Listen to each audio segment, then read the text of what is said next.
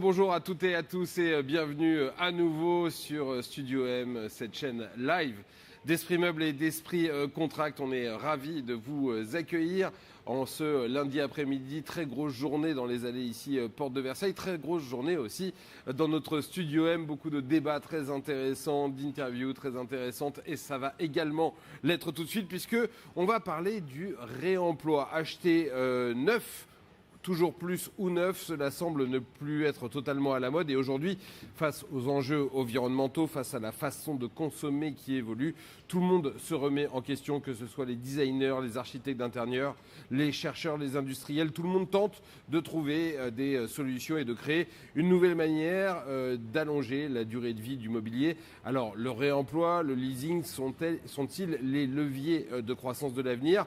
Comment ne pas sacrifier le style et le plaisir sous l'autel de ces nouvelles façons de faire? C'est ce dont on va parler aujourd'hui avec mes trois invités. Tenez, vous êtes tout seul, on va commencer par l'homme. Franck Malès, bonjour. Bonjour Jérôme. Vous êtes le cofondateur de yours.com. Alors c'est yours, Y-O-U-R-S-E, mais on dit yours. C'est une solution originale pour allier design, plaisir et durabilité. On va en parler dans quelques instants. Avec nous également Manon de Cyrier, bonjour. Bonjour Jérôme. Vous êtes la cofondatrice de la chaise au carré et vous misez sur le fait de donner une deuxième vie au vintage. On va découvrir comment vous faites tout ça. Et puis Mathilde Lerosier, bonjour. Bonjour Jérôme. Vous êtes architecte chez Interface Studio et vous connaissez bien Manon, je crois. Vous avez déjà travaillé ensemble. Avant d'entrer dans le vif du sujet, on va remercier Annabelle Ledoux du magazine Archistorm qui a préparé ce live et qui nous permet aujourd'hui de parler de ce sujet. Alors, la déco, le fait de se sentir bien chez soi, au bureau, à l'hôtel, au restaurant, c'est plus un gadget, c'est presque devenu essentiel dans nos vies quotidiennes. Mais ce qui a peut-être changé, c'est qu'on ne cherche plus forcément à acheter tout neuf, tout le mobilier neuf. On ne va pas non plus totalement se meubler dans le grenier de grand-papa ou de grand-maman. Est-ce que c'est en partant de ce constat-là, Franck Malès, que vous avez eu envie de créer yours.com ? Alors, yours.co d'ailleurs, je précise. Pardon. Oui, c'est un peu en faisant ce constat-là, effectivement, qu'on a démarré Yours, et puis en constatant deux phénomènes majeurs, même peut-être plus que ça, mais l'un d'entre eux qui est que, je vais prendre un chiffre simple, 98% des entreprises mondiales louent leurs locaux.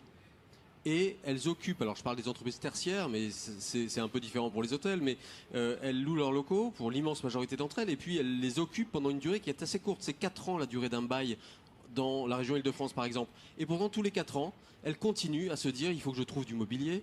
Qu'est-ce que je fais de mon ancien mobilier ? Qui est sûrement en très bon état d'ailleurs, ça me rend malade de me dire je vais devoir m'en débarrasser, et pourtant c'est ce qu'elles font. Donc c'est avec ce premier constat-là. Puis le second, c'est que les entreprises, après le Covid, qu'elles soient hôtelières ou tertiaires, elles ont eu besoin de redevenir très attractives, et donc de renouveler encore plus souvent leurs aménagements, leurs décos. Et donc aller acheter du neuf, immobiliser de la trésor dont elles ont besoin pour plein d'autres choses, alors qu'elles pourraient trouver de la seconde main, voire liser dans notre cas, ou souscrire pour pouvoir renouveler au bout de quelques années. Voilà, c'est ce qui s'est imposé dans le choix de développer Yours. Donc ce qu'on comprend dans le concept de Yours, c'est que ça s'adresse plutôt à des entreprises, c'est donc ce qu'on appelle du B2B, business to business, et que vous proposez un abonnement à des entreprises pour, comme pour une voiture ou pour plein de choses aujourd'hui, je sais pas, louer leur canapé pendant une durée déterminée, c'est ça ? Ouais, c'est exactement ça. C'est finalement une entreprise. Je suis hôtelier. Je veux renouveler mon lieu. Je n'ai pas 600 000, 300 000 euros à immobiliser en trésor et à alourdir mon bilan. Et donc, je vais choisir les meubles exactement qui m'intéressent. Ça peut être de la première main, mais aussi de la seconde main. Au bout de 4 ans, 5 ans, 7 ans, c'est la durée moyenne, 5-6 ans, c'est la durée moyenne de renouvellement d'un hôtel. Je vais pouvoir décider de les garder si je décide finalement de le garder 2 ans de plus, ou de renouveler. Et à ce moment-là, Yours récupère le mobilier qui aura eu une première vie, le reconditionne. Évidemment, ce sont que des produits premium européens, donc on évite de faire, on ne fait pas voyager des produits de l'autre bout de la terre, et on ne fait pas et on ne reconditionne pas des produits qui ne peuvent pas l'être, c'est-à-dire de petite qualité, et on leur donne une seconde vie pour un nouveau client, cette fois en seconde main, voire en troisième main. Donc aujourd'hui, c'est des produits qui peuvent avoir une durée de vie de 20 ans, voire 25 ans sans difficulté. Et ça concerne tous les types de produits, parce que dans un hôtel, il y a évidemment les canapés de la réception, les meubles de la réception, et puis tout ce qu'on peut trouver dans les chambres. des commodes, des chaises, des lits, etc., etc. Oui, ça concerne quasiment tous les produits. Les seuls produits que ça ne concerne pas, ce sont je sais pas, les matelas, qui sont compliqués évidemment, ou les serviettes, ou tout ce qui va être entre guillemets du consommable. À consommable et qui touche à l'intime. On va revenir avec vous dans quelques secondes, Franck Malaise, Manon de Sirier. L'idée de la chaise au carré, donc de donner une seconde vie à des chaises, comme le dit le nom. Elle vous est venue d'où? Qu'est-ce qui vous a donné envie de créer cette entreprise?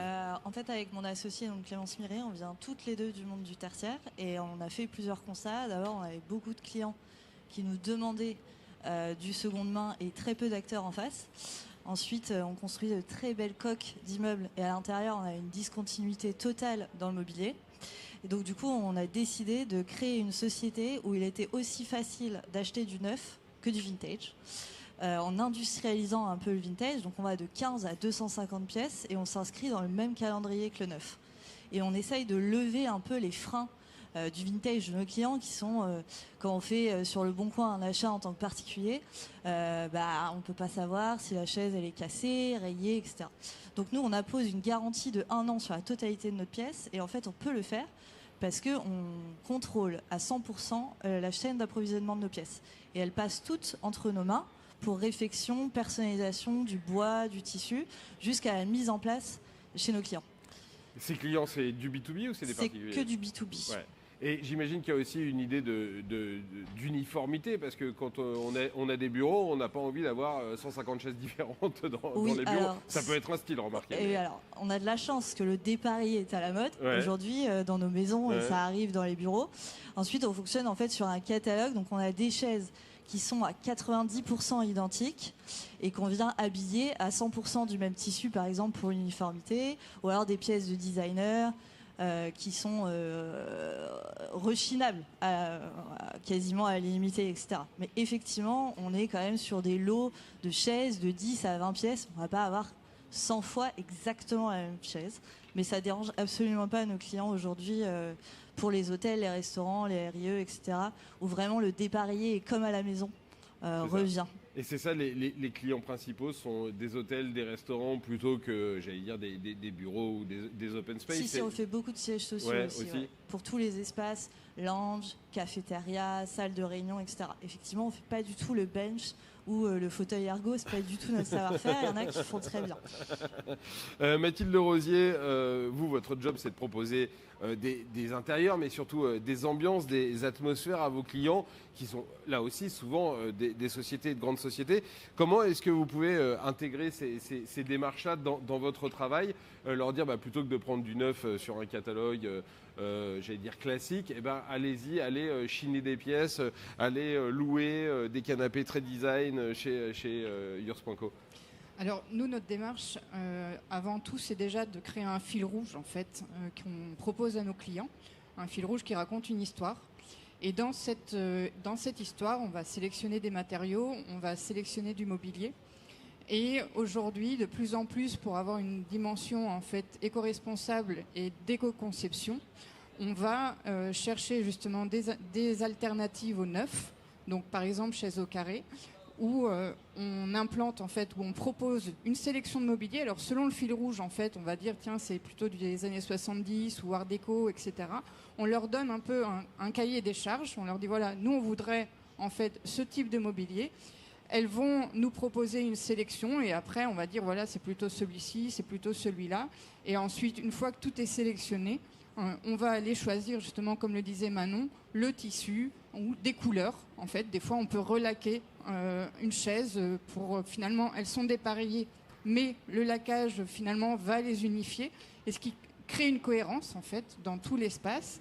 Et du coup, on raconte une histoire, on va jusqu'au bout en fait. C'est pas seulement juste un fil rouge qui est sur le papier, sinon c'est une histoire que nos clients pourront raconter finalement au final à leurs locataires. C'est ça un peu, j'allais dire, l'argument de vente de pouvoir vendre des choses qui ont une seconde vie, du réemploi, c'est qu'il y a une histoire derrière, il y a quelque chose à raconter, que quand on va amener un client dans une salle de réunion, dans un bureau, on va lui dire ah bah vous voyez ici la RSE c'est aussi là où vous vous asseyez et qu'il y a quelque chose à raconter derrière. Oui, tout à fait. Et ça ajoute aussi justement à ces espaces, on ajoute des accessoires, on ajoute vraiment toute une dimension qui nous rapproche du résidentiel et qui fait finalement d'un espace commun ou d'un espace quotidien auquel on va aller tous les jours pour travailler, etc., une dimension qui est plus comme chez soi et qui du coup apporte une dimension plus chaleureuse, plus accueillante pour les collaborateurs. Du coup, maintenant, vous fournissez un petit historique des chaises quand vous les vendez à des clients. Vous leur dites, bah voilà, c'est des chaises qui ont été faites par tel designer ou qui étaient à l'origine dans tel endroit, qui ont déjà eu une vie, histoire qu'ils puissent avoir un peu comme ça ces anecdotes à pouvoir raconter, ne serait-ce que pour eux-mêmes d'ailleurs. Exactement, nos clients sont très friands effectivement de savoir où a été chinée cette pièce, de quel designer, époque, comment elle a été construite, etc.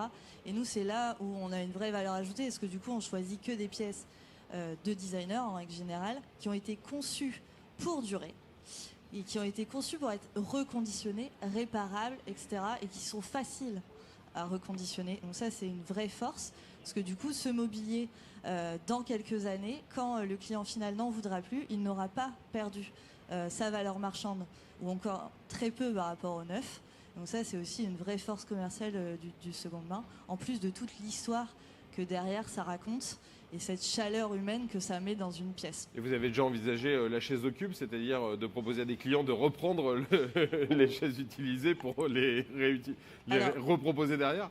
C'est l'idée, effectivement. Pour l'instant, on n'a pas assez d'années d'existence, on ne nous a pas encore rappelé pour reprendre le mobilier, mais effectivement, c'est ça. C'est si dans 5 ans, le client veut changer le tissu parce que son identité a changé, complètement capable de le refaire. Franck Malaise, l'histoire du sourcing, d'avoir des histoires à raconter, de choisir les bons designers, les bonnes provenances. Alors, au-delà du fait que les meubles ne doivent pas voyager trop loin pour des raisons qu'on comprend très bien, c'est aussi quelque chose que vous mettez en avant vis-à-vis de vos clients. Parce qu'ils ne vont pas dire, oui, ce canapé, je le loue 45 € par mois. Ça, ils ne vont pas le raconter, peut-être. Non, alors, ils peuvent le raconter parce que ça fait partie aussi d'une vraie politique RSE, d'un client, de se dire je vais travailler sur l'usage plutôt que sur la propriété d'un produit. Mais effectivement, l'origine d'un produit, l'histoire de son design, et on travaille beaucoup, nous, sur des collections qu'on appelle iconiques, donc des choses qui sont très intemporelles. On n'est pas forcément capable tous de mettre le nom d'un designer derrière, et ça n'a pas d'importance. En revanche, on va tous avoir vu déjà ce produit, cette chaise longue ou ce fauteuil en cuir qu'on appelle lounge chair ou qu'on appelle peu importe, c'est pas grave, mais il va être iconique et dans 20... Alors d'abord il est conçu effectivement pour durer et dans 20 ans il sera pas démodé, on aura toujours possibilité de lui trouver une 3e, une 4e vie sans aucune difficulté. Il faudra bien sûr le maintenir en bon état, éventuellement le retapisser, le repatiner. Et les clients vont donner une identité à leur lieu grâce au mobilier de plus en plus. Et les codes du résidentiel, de l'hospitalité ou du tertiaire pour les bureaux sont quasiment les mêmes aujourd'hui. Mathilde, c'est aussi ça, ce que dit Franck Malaise, c'est très intéressant, c'est que moi qui visite beaucoup de bureaux et de sièges sociaux par mon métier toute l'année, je m'aperçois qu'ils ne sont pas tout le temps pleins en ce moment et qu'on a du mal à faire revenir les gens au bureau. Et c'est aussi en leur proposant ces codes-là, les codes du comme chez soi, les codes du réemploi avec des belles pièces, avec des pièces de designer, pas que ça, mais de temps en temps, c'est aussi ça qui incite des entreprises à faire appel à vous. Oui, tout à fait. Et en fait, on a eu un client il n'y a pas longtemps qui nous disait, par exemple, après le Covid, c'était comme chez soi. On devait faire des espaces comme chez soi. Et là, le dernier brief qu'on a eu, c'était mieux que chez soi. Et en fait, en introduisant des pièces design dans des espaces communs, finalement, c'est des choses qu'une chaise IMSS, par exemple, personne ne va pouvoir se l'acheter puisque budgétairement, un particulier, difficilement, il pourra aller chiner cette pièce. Mais par contre, voilà, il aura une pièce design dans son lieu de bureau et dira, tiens, une histoire à raconter chez lui quand il rentrera le soir. Tiens, dans mon bureau, j'ai cette chaise, super design, etc., super confortable. Voilà. C'est ça aussi, transmettre via cette utilisation de mobilier du réemploi. Vous travaillez avec des architectes d'intérieur, ce sont vos interlocuteurs ou vous allez directement voir, j'allais dire, les clients finaux, Franck Malaise? Alors on a vraiment les deux, mais beaucoup avec les architectes. Beaucoup les architectes parce que d'abord c'est une solution qu'ils affectionnent parce que ça leur permet d'aller au bout d'un projet. Souvent, malheureusement, le mobilier, c'est un peu le parent pauvre d'un projet. C'est-à-dire que les travaux, quand il s'agit d'avoir refait un lieu complètement, les travaux ont dépassé. Un peu plus cher que prévu. Voilà, ouais, finalement, allez, on va garder nos mobiliers 2 ans de plus. Ouais. Et l'architecte, il est frustré de ça parce que finalement, il livre un projet qui n'est pas exactement celui qu'il avait conçu. Donc, d'être capable de dire à un client, grâce à la seconde main ou grâce à des solutions de location, vous allez pouvoir avoir vraiment le lieu qui correspond à ce que je vous avais promis et votre identité. C'est génial. Donc les architectes adorent ça. Et puis ça leur permet aussi tous les 5-6 ans de revenir et de redonner une nouvelle vie au lieu, sans mettre en déchetterie tous les produits, puisqu'ils retrouvent une seconde vie. La question du budget, Manon, c'est quelque chose d'important. Et finalement, c'est aussi un argument en plus. Est-ce que ça coûte plus cher ou pas plus cher d'avoir des chaises qui ont auxquelles vous avez redonné une seconde vie plutôt que des acheter neuves? C'est vrai que c'est la première chose qu'on nous demande. Bah oui, j'imagine bien. Moins cher que du neuf. Alors non, on n'est pas moins cher que du neuf. En revanche, parce qu'on a des produits de très bonne qualité qui ont, comme je le disais tout à l'heure, qui sont signés, donc qui n'ont pas de perte de valeur dans le temps, qu'on va entièrement retoucher comme des artisans pourraient le faire. Donc ça a aussi une valeur. Ensuite, on est au même prix que le neuf pour une qualité supérieure. Mais effectivement, on n'est pas brocanteuse et on ne vend pas des chaises cassées ou dévissées. Voilà. C'est là-dessus qu'il faut vraiment bien faire la différence. C'est qu'il y a vraiment tout un travail de remise à niveau, mais quasiment de remise à neuf de ces produits-là, en respectant leur philosophie et leur signature. Et la garantie de nos pièces pendant 1 an qui prouve qu'on est là pour faire des pièces qui résistent à un usage intensif. Et ça, c'est notre vraie plus-value, de venir du milieu et de savoir ce qu'attendent les clients dans le tertiaire de cet usage intensif qui n'est pas effectivement la chaise trouvée en brocante, quoi. Et la réaction des utilisateurs finaux, Mathilde, parce que tout ça, ce sont des clients du B2B, hein, donc ce sont des clients qui vous adressent un cahier des charges, qui vous adressent une demande, mais les salariés, les clients d'un hôtel, c'est quoi leur réaction à la fin? Est-ce que vous avez pu les voir?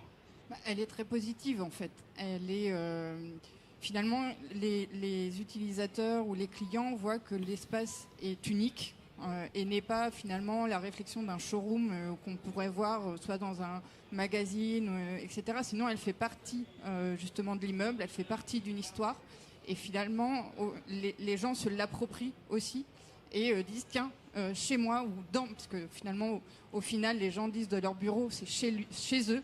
Donc chez moi, dans mes bureaux, on a ces pièces de réemploi et finalement ça sollicite aussi une réflexion différente pour eux en se disant tiens, je pourrais aller chiner, mais aussi de voir la qualité et l'artisanat finalement qu'il y a derrière ces pièces. Et puis ça correspond à une vraie tendance dans l'hôtellerie. On en parlait ce matin en préparant un live qui aura lieu demain. C'est que il y a 15-20 ans, quand on voyageait, on pouvait aller dans un hôtel à peu près partout dans le monde. On avait la même chambre qui ressemblait à tout, avec la même réception et tout. Aujourd'hui, ils sont tous personnalisés. Il y a une vraie volonté aussi de l'hôtellerie de faire des lieux quasiment uniques et de plus avoir une chaîne standardisée avec tout qui se ressemble. Oui, parce qu'en fait, et dans le tertiaire aussi, dans le tertiaire de bureau, c'est qu'on veut créer des destinations, on veut créer une expérience et que finalement, quasiment chaque jour est différent du précédent. Et c'est ça qui fait aussi revenir les gens au bureau dans le monde du travail. Et comment vous faites du coup pour avoir cette diversité? Est-ce que c'est quasiment du sur-mesure? C'est-à-dire que vous allez chercher les pièces pour chacun de vos clients ou alors vous avez quand même une base catalogue relativement large qui peuvent d'ores et déjà correspondre à ce que les architectes appellent des mood boards, c'est ça? Des mood boards. Alors on a exactement les deux. C'est-à-dire on a du client qui va nous dire, et pour un hôtel, je veux précisément le style que l'architecte vient nous voir en disant vous n'allez pas me faire du standard quoi, hein. Donc on a là pour le coup nous on est en contrat avec 200 fabricants uniquement français et européens et donc 200 fabricants, 30 000 produits, on a à peu près, alors je vais pas dire tout mais quasiment tout ce que les architectes peuvent imaginer pour leurs clients. Et ça permet au client final d'avoir précisément le produit dans la finition qu'il souhaite. Et puis on a une gamme d'abonnements, on appelle ça vraiment du pur abonnement, beaucoup plus standardisé, où là c'est plus pour du tertiaire, du bureau, où le client va avoir un choix de style nordique, de style industriel, de style français, et on aura quasiment toujours la même table de réunion dans des finitions différentes, toujours la même chaise de bureau, etc. Qui va pouvoir personnaliser, et ensuite c'est l'accessoirisation qui va aller jusqu'à la personnalisation complète du lieu. Mais voilà, on a les deux possibilités. C'est ça le secret de la réussite maintenant, c'est la personnalisation. C'est-à-dire que les clients, ils se disent j'ai la chaise de quelqu'un d'autre finalement, mais elle a été refaite à mon goût et j'allais dire à ma sauce, mais c'est un peu ça. Oui, c'est complètement ça. En fait, c'est la surpersonnalisation pour l'identité, soit du siège social, soit du restaurant qui veut être bohème chic, scandinave, écolier, etc.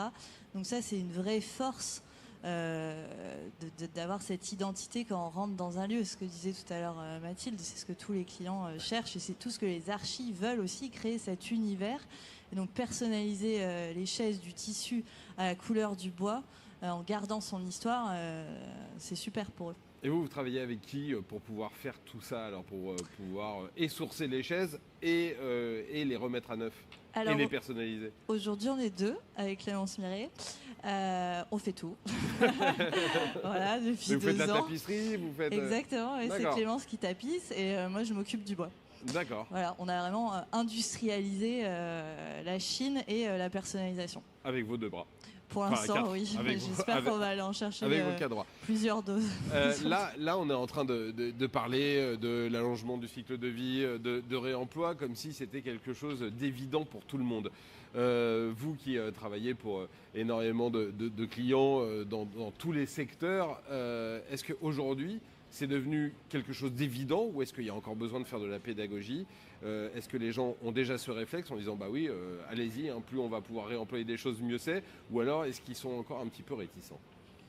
Alors chez nos clients, c'est déjà des choses qui sont engagées, puisque toute la dimension RSE en fait partie des dynamiques de nos clients. Après, c'est quelque chose qui démarre aussi avec les entreprises, puisqu'il n'y a pas que les architectes, il y a les entreprises avec qui on travaille. Il y a le souci, quand on rénove par exemple un espace, c'est de réfléchir à comment on peut réutiliser les matériaux qu'on normalement devait partir à la benne. Donc il y a toute cette réflexion en fait qui est en train de se mettre en place. C'est du office staging. Voilà, exactement. Et en fait, c'est une dynamique qui, là, de plus en plus se réalise, en fait. Et nous, par exemple, chez Interface Studio, notre prochain objectif, c'est de faire un projet où tout ce qui est recyclé, ou tout ce qui est, déposé lors d'un curage, c'est que tout soit réutilisé, ou une grande partie, dans le projet neuf, en fait. Et là, on ne parle pas que du mobilier. On peut parler de la moquette, du papier peint, du parquet, etc., etc. Tout à fait. Et tout ce qui, par exemple, ne pourrait pas être réutilisé, c'est du coup vraiment se soucier de la provenance des matériaux, que ce soit de la fabrication, de la composition, pour être justement réimplanté, pour qu'il y ait vraiment une dimension éco-responsable et d'éco-conception dans le projet. Franck Malaise, vos clients, alors évidemment il y a l'aspect financier que vous leur vendez, ne pas immobiliser la trésor, etc. C'est un vrai argument et ça je pense que toutes les entreprises le comprennent assez facilement, en tout cas les directeurs financiers. Mais après, est-ce que eux, ils arrivent aussi à vendre ça et à accepter le fait de se dire bah c'est des choses qui sont peut-être de la seconde main aussi, que je vais utiliser pendant 3-4 ans et puis finalement c'est le cycle de la vie et c'est très bien comme ça? Ou alors est-ce qu'ils ont quand même envie d'avoir un discours en disant non, moi je veux du neuf parce que c'est l'expérience que je vends à mes clients? Alors aujourd'hui on a, on va dire à peu près 9 cas sur 10, 9 entreprises sur 10 qui nous appellent, qui nous demandent d'entrer, d'avoir de la seconde main et une solution locative. Parce que toutes les entreprises ont vécu, enfin celles qui ont au moins 10 ans, ont vécu le cas d'un déménagement avec des meubles dont on ne sait pas quoi faire, qu'on va stocker. Il y a un moment, il y a quelqu'un qui va dire, dis donc, ça nous coûte combien là, les 300 ou 3000 mètres carrés de stockage que l'on a en région parisienne ou ailleurs. Et c'est des meubles qu'elles ne vont pas avoir le droit de donner parfois. C'est quand même dingue, pour des raisons fiscales. Et donc, aujourd'hui, le chef d'entreprise, le directeur financier, le directeur des moyens généraux, etc., aujourd'hui, ils ont tous intégré cette problématique-là. Ça devient... Alors, dans le pire des cas, c'est pour cocher une case dans leur politique RSE. Et dans le meilleur des cas, et c'est quand même le plus souvent, c'est une vraie conviction, une vraie envie. On discutait en fin de semaine avec un énorme groupe bancaire qui nous dit, OK, aujourd'hui, c'est sûr, on sait qu'on a des lieux qui vont être ce qu'on appelle des lieux de repli, qui vont être temporaires le temps qu'on rénove un immeuble. Avant, on achetait. Aujourd'hui, on réemploie, on réutilise ou on loue. C'est évident. Et comment on n'y a pas pensé avant? Manon, votre concept de la chaise au carré, il va se limiter à la chaise ou il va y avoir la table au carré, la lampe au carré, le canapé au carré, etc., etc., etc. Je sais que vous n'êtes que deux, mais peut-être qu'un jour vous serez plus. Est-ce qu'il est déclinable à merci ou est-ce que vous voulez vraiment rester là-dessus? Pour l'instant, on va rester là-dessus parce que c'est aussi une force d'être hyper spécialisé et de ne pas s'éparpiller. Après, on fait tout type d'assises, donc on va du canapé au banc, au tabouret, donc c'est quand même un large spectre. Ensuite, oui, on ne s'interdit pas dans quelques années de développer la table basse et l'enfilade, c'est encore à la mode. Mais pour l'instant, on préfère être maître de nos produits qui ont été vraiment conçus aussi pour un usage intensif. Les tables basses, c'est un autre travail, c'est une autre construction. Et puis effectivement, on est deux. Bon, demain, on sera plus deux. Mais porter une table seule, c'est compliqué. Un canapé aussi, mais... Une chaise, c'est beaucoup plus facile. C'est vrai qu'il y avait un aspect pratique auquel je n'avais pas pensé. Mais en tout cas, si Mathilde, elle veut pouvoir tout réutiliser et employer que de la seconde main, elle va avoir besoin de vous et besoin, en tout cas, d'entreprises comme vous qui copient ce concept, au moins. Effectivement. On en a parlé déjà, mais la réponse a été claire. Pour l'instant, c'est les assises. Eh ben, faut lui trouver des bras. Mais tant que la limite au réemploi, c'est celle-là, finalement, c'est une très bonne nouvelle parce que ça créera aussi des emplois. Et c'est parfait pour ça. Merci beaucoup à tous les trois d'être venus parler de ce sujet. C'était très intéressant et on voit que les mentalités évoluent et heureusement. Merci beaucoup à vous d'avoir suivi ce live sur Studio M, la chaîne live d'Esprit Meuble et d'Esprit Contract. Vous pouvez venir. Ce soir, il y aura un concert, il y aura des surprises, il y aura une grosse soirée. Donc, venez visiter les allées du salon et puis venez passer un bon moment avec nous. Et puis, on va se retrouver à 17h avec Frédéric Marty, à 18h avec moi pour d'autres débats. Je vous dis bonne suite d'après-midi et à très vite. Salut.